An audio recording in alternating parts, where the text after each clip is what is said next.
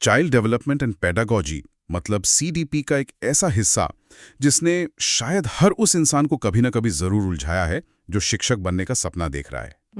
बिल्कुल। आज के इस डीप डाइव में हम शिक्षा मनोविज्ञान के उसी सबसे बड़े चक्रव्यूह को तोड़ने वाले हैं, खासकर उन सभी उम्मीदवारों के लिए जो आगामी यूपी टेट, सुपर टेट और सी टेट 2026 जैसी महत्वपूर्ण परीक्षाओं के लिए दिन रात मेहनत कर रहे हैं। सही कहा। आज का हमारा विषय है लेव वाइगोत्स्की का सिद्धांत।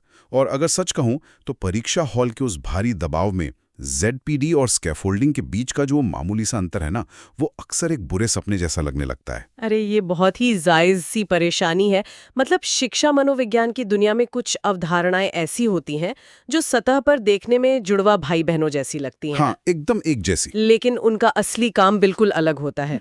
अक्सर लोग इन तकनीकी शब्दों को सिर्फ रटने की कोशिश करते हैं और यही सबसे बड़ी चूक हो जाती है। रटने से काम नहीं चलता है। बिल्कुल नहीं चलता।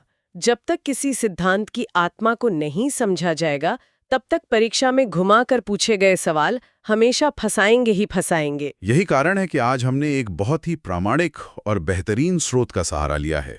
आज की इस चर्चा के सारे तथ्य और सबसे मुश्किल कॉन्सेप्ट को सुलझाने के तरीके VIP विवेक सर की विशेष मास्टर क्लास के नोट से लिए गए हैं। वो बहुत ही शानदार नोट्स हैं। जी, उन नोट्स में इन भारी भरकम शब्दों को इतने बेहतरीन तरीके से डिकोड किया गया है कि एक बार समझने के बाद कोई भी सवाल गलत होना लगभग नामुमकिन है। एकदम नामुमकिन है। तो इस ज्ञान के सफर में आगे बढ़ने से पहले एक बेहद जरूरी और विशेष जानकारी साझा करना चाहूंगा। अगर आप यूपी टेट और सुपर टेट की पूरी तैयारी करना चाहते हैं, आप डेली वीडियो की PDF और बेस्ट नोट्स पे टेलीग्राम ग्रुप में पा सकते हैं। तो आप केवल 100 रुपए का छोटा सा पेमेंट करके हमारे टेलीग्राम ग्रुप से हमेशा के लिए जोड़ सकते हैं। ये परीक्षा की तैयारी को एक सही दिशा देने के लिए बहुत ही उपयोगी साधन साबित हो सकता है। बिल्कुल। और अगर आज के हमारे इस डीप डाइव के असली मकसद की बात करें तो वो सिर्फ जानकारी देना नहीं है। मेरा लक्ष्य ये है कि लेव वाइगोत्स्की के उन 3 जादुई शब्दों को इतनी गहराई से दिमाग में बैठा लिया जाए कि परीक्षा में 2 से 3 नंबर पूरी तरह पक्के हो जाएं। मतलब सिलेक्शन पक्का। हाँ जी, ये सिर्फ थ्योरी का रिवीजन नहीं है, बल्कि सिलेक्शन की ओर बढ़ाया गया एक बहुत ही ठोस कदम है। तो चलिए बिना किसी देरी के इस गुत्थी को सुलझाना शुरू करते हैं। सबसे पहले बात करते हैं लेव वाइगोत्स्की के सामाजिक सांस्कृतिक सिद्धांत की, जिसे अंग्रेजी में सोशियो कल्चरल थ्योरी कहा जाता है। मुझे इस सिद्धांत की शुरुआत में एक बहुत दिलचस्प बात लगती है। अक्सर हम सोचते हैं कि बच्चे का दिमाग एक कंप्यूटर के हार्ड ड्राइव की तरह है कि बस डेटा भरता जाता है। हाँ, बस डेटा भरता जाता है और वो सीखता जाता है। लेकिन वाइगोत्स्की का नजरिया इससे बिल्कुल अलग है। यह एक बहुत ही शानदार तुलना की है आपने। देखिए, कंप्यूटर एकांत में भी काम कर सकता है, लेकिन वाइगोत्स्की के अनुसार इंसान का दिमाग एकांत में कभी भी अपना पूरा विकास नहीं कर सकता। मतलब अकेले सीखना संभव नहीं है? बिल्कुल नहीं। उनके पूरे काम की नींव इसी एक विचार पर टिकी है कि विकास हमेशा एक सामाजिक अंतःक्रिया यानी सोशल इंटरैक्शन का ही परिणाम होता है। जरा उस स्थिति की कल्पना कीजिए जहां एक बच्चे को जन्म के बाद से ही समाज से बिल्कुल अलग थलग कर दिया जाए। तो क्या होगा? क्या उसका मानसिक और भाषाई विकास एक सामान्य बच्चे की तरह हो पाएगा? बिल्कुल नहीं हो पाएगा। सही कहा। जब कोई बच्चा अपने समाज, अपनी संस्कृति, अपने परिवार और दोस्तों के संपर्क में आता है, केवल तभी उसके असली संज्ञानात्मक विकास का पहिया घूमना शुरू होता है। ये तो ऐसा हुआ कि बीज चाहे कितना भी अच्छी नस्ल का हो, जब तक उसे मिट्टी, पानी और धूप, मेरा मतलब है एक माहौल नहीं मिलेगा, वो पेड़ नहीं बन सकता। क्या बात है, बिल्कुल सटीक उदाहरण। हमारे स्रोत में एक बहुत ही बेहतरीन मॉडल का जिक्र है जिसमें 3 गियर बने हुए हैं जो एक दूसरे से फंसे हुए हैं। वो है समाज, संस्कृति और भाषा। इसका सीधा सा मतलब ये है कि सीखना कोई सोलो परफॉर्मेंस नहीं है, ये एक ग्रुप एक्टिविटी है। एकदम सटीक बात कही आपने। ज्ञान का निर्माण हमेशा साझा रूप से होता है और इसी सामाजिक ढांचे के भीतर ये सीखने की प्रक्रिया असल में कैसे काम करती है, इसे समझाने के लिए वाइगोत्स्की ने 3 बहुत ही क्रांतिकारी अवधारणाएं दी हैं। वो 3 जादुई शब्द। हाँ, शिक्षा जगत में इन्हें समझना उतना ही जरूरी है जितना गणित में जोड़ घटाना समझना। हाँ, और VIP विवेक सर के नोट्स में इन्हें वाइगोत्स्की के द गोल्डन ट्रिनिटी का नाम दिया गया है। ये 3 मुख्य स्तंभ हैं, MKO, स्कैफोल्डिंग और ZPD। चलिए इन्हें एक एक करके डिकोड करते हैं। बिल्कुल। सबसे पहले है MKO, जिसका पूरा नाम है मोर नॉलेजेबल अदर, यानी ज्यादा जानने वाला व्यक्ति। सतह पर देखने में ये बहुत आसान लगता है कि जो हमसे ज्यादा जानता है वो MKO है। लेकिन मुझे लगता है कि यहीं पर छात्रों से सबसे ज्यादा गलतियां होती हैं। ऐसा इसलिए होता है क्योंकि हम अचेतन रूप से ज्ञान को हमेशा उम्र या अथॉरिटी के साथ जोड़कर देखते हैं। हाँ, हमें लगता है कि कोई बड़ा होगा। हमें लगता है कि ज्यादा जानने वाला हमेशा एक शिक्षक ही होगा, या माता पिता होंगे, या कोई बुजुर्ग व्यक्ति होगा। लेकिन MKO की असली परिभाषा बहुत ही विशिष्ट है। तो असली परिभाषा क्या है? ये कोई भी ऐसा व्यक्ति, या यहाँ तक कि आज के समय में कोई मशीन या कंप्यूटर भी हो सकता है, जो किसी खास कार्य, विचार या सिद्धांत के बारे में सीखने वाले से ज्यादा समझ रखता हो। अरे, मुझे यहाँ एक बहुत ही मजेदार उदाहरण याद आ रहा है। मान लीजिए घर में एक 65 साल के दादाजी हैं जिन्हें नया स्मार्ट टीवी इंटरनेट से कनेक्ट करना है। बहुत आम स्थिति है। अब उनके लिए वो टीवी एक रहस्य है। और वहीं उनका 8 साल का पोता, जो दिन भर गैजेट्स के साथ खेलता है, चुटकियों में वाईफाई पासवर्ड डालकर YouTube चला देता है। इस विशिष्ट स्थिति में वो 8 साल का बच्चा उन दादाजी के लिए MKO है। ये सबसे बेहतरीन उदाहरण है इस कॉन्सेप्ट को हमेशा के लिए याद रखने का। MKO का उम्र, पद या अनुभव के आकार से कोई लेना देना नहीं है। मतलब सिर्फ उस स्किल से मतलब है। बिल्कुल, इसका सीधा संबंध सिर्फ उस खास स्किल या कौशल से है जिसे सीखा जा रहा है। परीक्षा में अक्सर ऐसे ही घुमावदार केस स्टडी वाले सवाल आते हैं जहां एक छोटा बच्चा किसी बड़े की मदद कर रहा होता है और छात्र कंफ्यूज हो जाते हैं कि बच्चा भला MKO कैसे हो सकता है। लेकिन अब ये पूरी तरह स्पष्ट होना चाहिए कि स्मार्ट पीयर या होशियार साथी भी एक बेहतरीन MKO होता है। एकदम सही। तो चलिए अब आते हैं उस महामुकाबले वाले हिस्से पर जहां अच्छे लोगों का दिमाग घूम जाता है। ZPD और स्कैफोल्डिंग। जी हाँ, सबसे बड़ा कंफ्यूजन। ZPD और स्कैफोल्डिंग के बीच का असली फर्क क्या है? अक्सर लोग इन दोनों शब्दों को एक ही सांस में इस्तेमाल कर लेते हैं, जैसे ये एक ही सिक्के के दो नाम हों। यह शिक्षा मनोविज्ञान के क्षेत्र में सबसे ज्यादा फैली हुई गलतफहमी है। इन दोनों को एक समझना बहुत बड़ी भूल है। चलिए इसे जड़ से समझते हैं। पहले बात करते हैं ZPD की, जिसे हिंदी में समीपस्थ या निकट विकास का क्षेत्र कहा जाता है। Zone of proximal development. हाँ, ZPD कोई तरीका नहीं है, कोई टूल नहीं है। ZPD एक खाली जगह है, एक अंतर या गैप है। एक खाली जगह, इसे थोड़ा और गहराई से समझते हैं। ये कैसा गैप है? मान लीजिए कि हर इंसान के सीखने के 2 स्तर होते हैं। पहला स्तर वो है जो काम कोई भी बिना किसी की मदद के अपने दम पर पूरी तरह से खुद कर सकता है। इसे एक्चुअल डेवलपमेंट या वास्तविक विकास का स्तर कहते हैं। मतलब जो मुझे पहले से आता है। क्षमता तो है, लेकिन वो अकेला वहां तक नहीं पहुंच सकता। उसे किसी MKO के सही मार्गदर्शन की जरूरत पड़ेगी। इसे पोटेंशियल डेवलपमेंट या संभावित विकास कहते हैं। इन दोनों स्तरों के बीच का जो फासला है, जो दूरी है, उसी क्षेत्र को ZPD कहा जाता है। मुझे ये बात अब ऐसे समझ आ रही है कि ZPD वो इलाका है जहां जादू होता है। नोट्स में एक बहुत ही शानदार लाइन लिखी है कि असली टीचिंग इसी जादुई दायरे यानी ZPD में होती है। ऐसा क्यों कहा गया है? क्योंकि अगर कोई शिक्षक बच्चे को वो पढ़ा रहा है जो बच्चा पहले से ही खुद कर सकता है, मतलब ZPD के नीचे। हाँ, तो बच्चा तुरंत बोर हो जाएगा, उसमें कोई चुनौती ही नहीं है। दूसरी तरफ अगर शिक्षक कुछ ऐसा पढ़ाने लगे जो बच्चे की दिमागी पहुंच से कोसों दूर है, यानी ZPD के पार चला गया, बिल्कुल, तो बच्चा घबरा जाएगा और हार मान लेगा। एक बेहतरीन शिक्षक वही है जो उस स्वीट स्पॉट को पहचानता है। वो ठीक उस अंतर या गैप में काम करता है जहां बच्चा थोड़ी सी मदद के साथ कुछ नया हासिल कर सकता है। तो यही ZPD है, वो दायरा जहां तक बच्चा पहुंच सकता है। एकदम सही। तो अगर ZPD वो मंजिल है, वो दायरा है जहां हमें पहुंचना है, तो फिर स्कैफोल्डिंग क्या बला है? मुझे लगता है असली फसाद की जड़ यही सवाल है। और इसी सवाल के जवाब में सारा कंफ्यूजन खत्म हो जाता है। अगर ZPD एक नदी है जिसे पार करना है, तो स्कैफोल्डिंग उस नदी पर बनाया जाने वाला वो पुल है जिसके सहारे उसे पार किया जाता है। क्या बात है! स्कैफोल्डिंग कोई क्षेत्र या दूरी नहीं है, बल्कि ये एक प्रक्रिया है। ये वो अस्थायी मदद है जो MKO द्वारा दी जाती है ताकि सीखने वाला उस ZPD के फासले को तय कर सके। अस्थायी मदद मतलब टेम्पररी हेल्प। ये शब्द अस्थायी बहुत जरूरी लग रहा है यहाँ। ये सबसे महत्वपूर्ण शब्द है। स्कैफोल्डिंग शब्द असल में निर्माण क्षेत्र से लिया गया है। कंस्ट्रक्शन से। हाँ, जब कोई नई इमारत बनती है तो उसके चारों तरफ लकड़ी या लोहे का एक ढांचा या मचान खड़ा किया जाता है ताकि मजदूर ऊपर चढ़कर काम कर सकें। लेकिन क्या वो मचान हमेशा वहीं रहता है? नहीं, इमारत बनने के बाद तो हटा लेते हैं। बिल्कुल। जैसे ही इमारत खुद खड़ी होने के लायक मजबूत हो जाती है, वो मचान हटा लिया जाता है। ठीक इसी तरह पढ़ाई में स्कैफोल्डिंग हमेशा अस्थायी होती है। यानी अगर बच्चा साइकिल चलाना सीख रहा है तो ZPD वो स्थिति है जहां वो खुद पेडल मार सकता है लेकिन बैलेंस नहीं बना पा रहा है। और स्कैफोल्डिंग वो स्थिति है जब माता पिता पीछे से साइकिल की सीट को हल्के से पकड़े हुए हैं। बिल्कुल। जैसे ही बच्चा बैलेंस बनाना सीख जाता है, माता पिता चुपचाप सीट छोड़ देते हैं। एकदम सही। मतलब मदद हटा ली जाती है। यही शायद अब तक का सबसे सटीक उदाहरण है।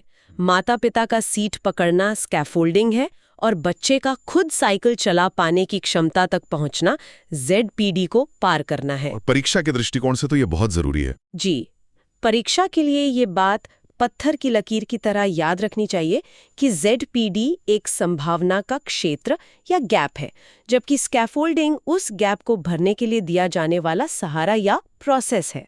इस साइकिल वाले उदाहरण के बाद मुझे नहीं लगता कि अब कभी भी ZPD और स्कैफोल्डिंग में कोई गड़बड़ होने वाली है। चलिए, अब इस विश्लेषण को थोड़ा और आगे ले चलते हैं।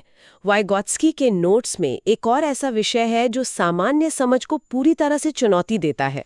आप भाषा और विचार वाले संबंध की बात कर रहे हैं ना? बिल्कुल, भाषा और विचार। आमतौर पे हम क्या मानते हैं? यही ना कि पहले हमारे दिमाग में कोई विचार आता है और फिर हम उसे व्यक्त करने के लिए भाषा का इस्तेमाल करते हैं। हाँ, आम समझ तो यही है। लेकिन यहाँ तो पूरी कहानी ही उल्टी है। ये विकास मनोविज्ञान का एक बहुत ही गहरा और अक्सर बहस का मुद्दा रहने वाला सत्य है। बचपन के शुरुआती दौर में बच्चे का सोचना एक बिल्कुल अलग ट्रैक पर चलता है और उसकी भाषा का विकास एकदम अलग ट्रैक पर। मतलब दोनों अलग अलग हैं। हाँ, वे शुरुआत में एक दूसरे से जुड़े हुए नहीं होते, लेकिन लगभग 3 साल की उम्र के आसपास एक बहुत बड़ा बदलाव आता है। ये दोनों आपस में जुड़ जाते हैं। और यहीं पर वाइगोत्स्की का वो नियम आता है जिस पर हर साल घुमा फिराकर प्रश्न पूछे जाते हैं। हाँ, मैंने कई पिछले वर्षों के प्रश्न पत्रों में ये देखा है। वाइगोत्स्की दृढ़ता से मानते थे कि इंसान के विकास में पहले भाषा आती है और उसके बाद विचार जन्म लेता है। लेकिन ये थोड़ा अटपटा नहीं लगता कि बिना सोचे भाषा कैसे आ सकती है? इसे ऐसे समझिए कि वाइगोत्स्की के लिए भाषा सिर्फ जानकारी के आदान प्रदान का माध्यम नहीं है। भाषा एक औजार है, टूल है। औजार? जैसे कोई इंसान एक हथौड़े का इस्तेमाल करके किसी चीज को आकार देता है, वैसे ही एक बच्चा भाषा का इस्तेमाल करके अपनी सोच को आकार देता है। जब तक उसके पास भाषा के शब्द नहीं होंगे, वो जटिल विचारों को अपने दिमाग में गढ़ ही नहीं सकता। अच्छा, मतलब शब्द ही विचारों की नींव हैं। जी, इसीलिए पहले भाषा का विकास होता है और वही भाषा विचारों के विकास का रास्ता खोलती है। और शायद इसी भाषा रूपी औजार से जुड़ा है उनका अगला बहुत ही दिलचस्प कॉन्सेप्ट, निजी वाक या प्राइवेट स्पीच। हाँ, प्राइवेट स्पीच बहुत ही महत्वपूर्ण है। अक्सर हम देखते हैं कि छोटे बच्चे जब अकेले कोई पजल जोड़ रहे होते हैं या खिलौनों से खेल रहे होते हैं तो वे लगातार खुद से बातें करते रहते हैं। जैसे कहेंगे, अरे ये लाल वाला टुकड़ा कहाँ गया, इसे यहाँ लगाता हूँ, नहीं, ये तो गलत है। सब बच्चे करते हैं ऐसा। कोई भी आम इंसान सोचेगा कि बच्चा अपने आप में ही मगन है या यूं ही बड़बड़ा रहा है। लेकिन वाइगोत्स्की की नजरों में ये कोई व्यर्थ की बड़बड़ाहट नहीं है। ये बच्चे के मानसिक विकास का एक बहुत ही उच्च स्तर का काम है। कैसे? जब बच्चा ऐसा करके खुद से बातें करता है तो वो वास्तव में अपने ही कार्यों को या अपनी खुद की सोच को दिशा दे रहा होता है, रेगुलेट कर रहा होता है। वह अपनी उलझनों को सुलझा रहा है। ये कुछ वैसा ही है जैसे कई बार हम बड़े लोग भी कोई मुश्किल काम करते समय मन ही मन खुद को निर्देश देते हैं कि अच्छा पहले ये फॉर्म भरना है, फिर उस काउंटर पर जाना है। अरे हाँ, ये तो बहुत ही तार्किक बात है। खुद से बात करके हम अपना फोकस बढ़ाते हैं। बिल्कुल। लेकिन यहाँ नोट्स में एक बहुत बड़े वैचारिक टकराव का जिक्र है पियाजे के साथ। जी हाँ, एक तरफ वाइगोत्स्की है जो इस निजी वाक को इतनी अहमियत दे रहे हैं और दूसरी तरफ एक और महान मनोवैज्ञानिक जीन पियाजे हैं। उन्होंने बच्चे की इस आदत को अहम केंद्रित या ईगोसेंट्रिक कहकर पूरी तरह से खारिज कर दिया था। ये मतभेद शिक्षा मनोविज्ञान के इतिहास के सबसे बड़े दार्शनिक युद्धों में से एक है। पियाजे का मानना था कि बच्चा जब खुद से बात कर रहा है तो वो इसलिए कर रहा है क्योंकि वो दुनिया को सिर्फ अपने नजरिए से देख पाता है, वो दूसरों का नजरिया समझ ही नहीं सकता। मतलब पियाजे के हिसाब से बच्चा स्वार्थी या अपरिपक्व है। बनाम वाइगोट्स्की। Epic showdown. बिल्कुल, ये दोनों ही दिग्गज हैं, दोनों ने ही बच्चों के विकास पर काम किया, लेकिन दोनों के रास्ते एकदम विपरीत दिशाओं में जाते हैं। चलिए इस वैचारिक युद्ध के मुख्य बिंदुओं को समझते हैं। अगर हम इसे बहुत सरल शब्दों में बांटे तो सबसे बड़ा अंतर ये है कि प्रक्रिया की शुरुआत कहाँ से होती है। पियाजे का दृढ़ विश्वास था कि पहले बच्चे का जैविक विकास होता है, डेवलपमेंट पहले होता है। अच्छा। जैसे जैसे उसकी उम्र और समझ बढ़ती है वो अपने आसपास की दुनिया को खोजता है और फिर सीखता है, यानी लर्निंग होती है। पियाजे बच्चे को एक नन्हा वैज्ञानिक मानते थे जो दुनिया के रहस्य अकेले ही सुलझाता है। Little scientist. हाँ, और सबसे बड़ी बात पियाजे मानते थे कि पहले विचार आता है, भाषा उसके बाद आती है। और इसके ठीक विपरीत दिशा में वाइगोत्स्की खड़े हैं।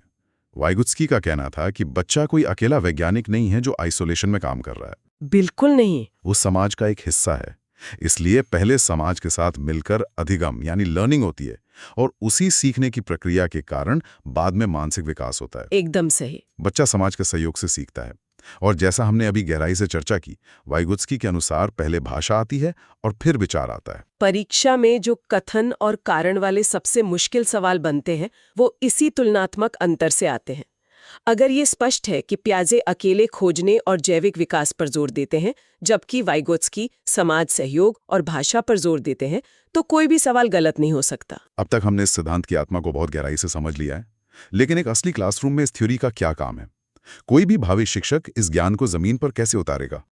एक तानाशाह या बॉस की नहीं, बल्कि एक सुविधादाता यानी फैसिलिटेटर और एक गाइड की होती है। यानी शिक्षक का काम बच्चों को सीधा उत्तर रटाना नहीं है, बल्कि उन्हें उस ZPD तक पहुंचाने के लिए सही समय पर सही स्कैफोल्डिंग देना है। बिल्कुल। इसके अलावा ऐसी कक्षाओं में सहयोगात्मक अधिगम या कोलैबोरेटिव लर्निंग पर बहुत जोर दिया जाता है। बच्चे छोटे छोटे समूहों में बैठकर एक दूसरे के साथ चर्चा करते हैं, प्रोजेक्ट्स पर काम करते हैं। ग्रुप डिस्कशंस होते हैं। हाँ, क्योंकि अगर सीखना एक सामाजिक प्रक्रिया है तो बच्चों को एक दूसरे के साथ इंटरैक्ट करने का मौका मिलना ही चाहिए। पीयर ट्यूटरिंग इसका एक बहुत अच्छा उदाहरण है, जहां एक होशियार छात्र दूसरे छात्र की मदद करता है। ये थ्योरी कितनी प्रैक्टिकल है, ये जानकर मजा आ गया। अब ये परखने का समय आ गया है कि असली परीक्षा में प्रश्न कैसे पूछे जाते हैं। जी, PYQs देख लेते हैं। हमारे पास कुछ पिछले वर्षों के प्रश्न हैं जो अक्सर दोहराए जाते हैं। चलिए इन्हें सॉल्व करने की कोशिश करते हैं। पहला प्रश्न बहुत ही सीधा डायरेक्ट फैक्ट है। ZPD यानी समीपस्थ विकास का क्षेत्र का संप्रत्यय किसने दिया? इसका उत्तर तो अब कोई नींद में भी दे सकता है, लेव वाइगोत्स्की। ऐसे सीधे तथ्यात्मक प्रश्न अक्सर परीक्षा में समय बचाने का काम करते हैं। हाँ, लेकिन असली खेल तो दूसरे तरह के प्रश्नों में होता है जो सिचुएशन बेस्ड होते हैं। जैसे ये प्रश्न देखिए, एक शिक्षिका बच्चों को गणित की एक मुश्किल समस्या हल करने के लिए आधा हल किया हुआ उदाहरण देती है। वाइगोत्स्की के अनुसार वो क्या कर रही है? ऑप्शंस क्या है? इसके विकल्पों में अनुकूलन, पाड़ या मचान जिसे स्कैफोल्डिंग कहते हैं, द्वंद्व और अनुबंधन दिए गए हैं। और यहीं पर हमारा अस्थायी मदद वाला नियम काम आता है। जब भी शिक्षक कोई हिंट दे, आधा हल किया हुआ सवाल दे, कोई क्लू दे या कोई भी ऐसा इशारा दे जो बच्चे को उत्तर तक पहुंचने में मदद करे, तो वो हमेशा स्कैफोल्डिंग ही कहलाएगा। मतलब वो सीढ़ी दे रही है। जी, शिक्षिका यहाँ बच्चों के लिए उस गैप को पार करने के लिए एक सीढ़ी तैयार कर रही हैं। बेहतरीन। और एक तीसरा प्रश्न जो सीधा कोर कंसेप्ट से जुड़ा है। लेव वाइगोत्स्की के अनुसार अधिगम का मुख्य आधार क्या है? इसका उत्तर सामाजिक अंतःक्रिया है, सोशल इंटरैक्शन। बिल्कुल, उनके सिद्धांत का नाम ही सामाजिक सांस्कृतिक सिद्धांत है, इसलिए समाज और अंतर्क्रिया के बिना तो बात ही शुरू नहीं हो सकती। इन प्रश्नों से ये बिल्कुल स्पष्ट हो जाता है कि यदि सिद्धांत के मूल आधार समाज, MKO, ZPD और स्कैफोल्डिंग इनकी समझ मजबूत हो तो परीक्षा बनाने वाला सवाल को चाहे जितना भी घुमा ले, सही उत्तर तक पहुंचना बहुत आसान हो जाता है। तो चलिए अब इस पूरे महाविश्लेषण को समेटने का वक्त आ गया है। इस पूरी चर्चा को अगर रैपिड रिवीजन के ब्रह्मास्त्र के रूप में चंद सेकंड में दोहराना हो तो ZPD क्या है? स्वयं करने और मदद से करने के बीच का वो अंतर या गैप। स्कैफोल्डिंग क्या है?